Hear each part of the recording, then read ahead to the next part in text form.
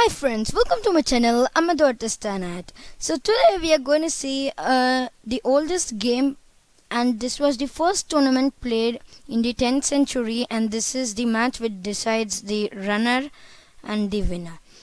So this match was played between Johannes Zukertrot and Wilhelm Stanitz. Yeah, I will be posting the pictures at the end of the video. So let's start. White starts with d4, d5, the queen's gambit c4.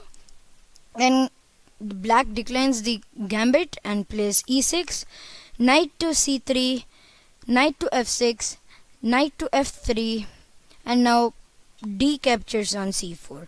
Now white plays e3 to make a discover attack on the pawn. White can't do anything because if he moves this pawn, then knight is there to take it. So white has to sacrifice that pawn and he moves c3. Obviously bishop captures on c4, taking away the extra material. Then comes c captures on d4, e captures on d4. Now bishop to e7, preparing to castle. So both these sides castle, white castles and black also castles, both on the king side. Now comes a very interesting position with queen to e2. Then comes knight b to d7, bishop b3, planning to exchange of materials and pinning this pawn to the king. So black plays knight to b6, stopping the pin, trying to stop the pin. Then comes bishop f4. This is a very dangerous bishop across the diagonal. You will see at the end as the game proceeds. Next comes knight b to d5, stopping this pin as I mentioned earlier. Then comes, and it even threatens this bishop if you all can see. So the bishop retreats back to g3, soon playing queen a5, making two attackers on the knights which is placed on c3. Therefore white brings another supporter to the c3 or the lonely knight. So rook a to c1. Then comes bishop to d7, planning of bringing the bishop to a4 and taking this very nice bishop along the diagonal which is pinning the pawn. Then comes knight to e5, planning to exchange of materials. Rook f to d8, supporting the bishop. Then comes queen to f3. There are two attackers on this, so but does not matter because black has three defenders on this. This is the knight, this is the pawn, and this is the queen, and the rook is indirectly protecting it, so it's no problem for black. White actually came here to protect this knight because he would have anticipated this rook coming to c8. So now what black does is he retreats his bishop. So bishop to e8, rook f to e1. Then comes rook a to c8, attacking the lonely knight on c3. So this knight will later be captured as the game proceeds on. Then comes bishop h4, planning to exchange of materials.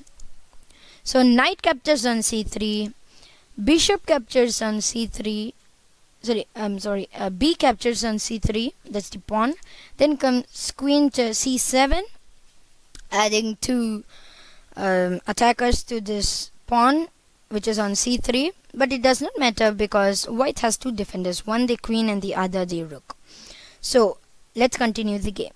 Next comes queen to d3, planning of taking this pawn away and later checkmating here. Then comes knight to d5, attacking this pawn thrice. So this is once, the queen attacks it once, the rook attacks it twice, and the knight attacks it the third time. Then comes Then white plays bishop captures on e7, exchanging materials. Queen captures on e7. This is actually a blunder because it removes the attacker on the e file, because previously black had 3 attackers on the c3 pawn. So moving on to the game, bishop captures on d5, rook captures on d5. Then comes c4, threatening the rook. Rook retreats back, rook d to d8. Then comes rook to e3. Queen to d6, planning of this attack, which he will be profited by a pawn, because when queen takes, white queen takes, queen captures on d4, then rook captures on d4, so black will be leading a pawn and can easily win the game. Hence, white played rook to d1, adding another defender to the pawn.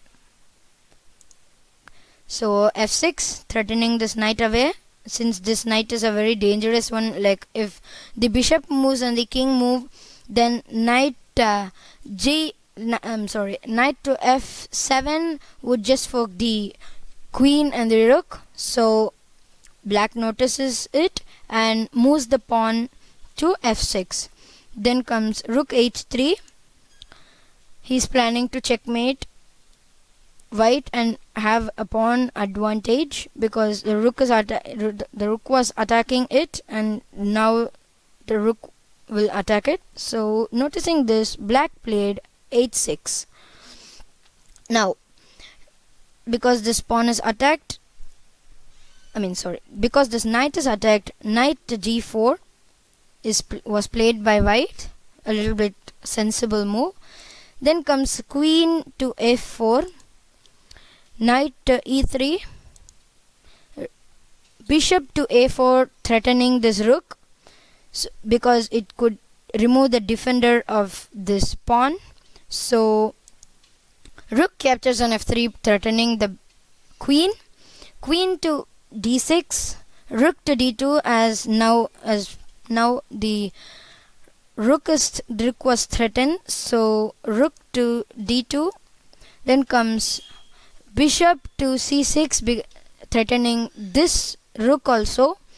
Now rook to g3, f5, rook to g6, bishop to e4, threatening the queen and removing this defender.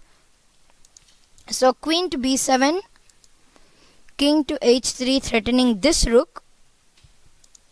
Then comes c5, threatening the queen. A brilliant move now comes rook captures on c5. Now if white captures on c5, then he would threaten the queen and white would take the rook, because this would have been a very good move, because if pawn would have taken, queen would have taken, and this rook could have taken this pawn, the rook on g could have taken on e6, having a pawn advantage. But this was not played in the game, and rook captures on e6 at the first was played. Obviously white was to move, and black had to move, and he gave a check. Then he defends it by moving knight d1. Queen captures on queen to f4, queen to b2. The queen was threatening the rook, and hence the queen came to b2, protecting the rook. Then comes rook to b1, threatening this rook and removing the defender of the rook on d2.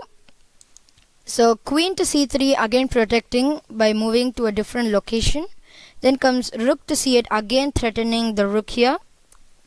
But what black plays is rook captures on e4, queen captures on e4, because white didn't have any more moves to do.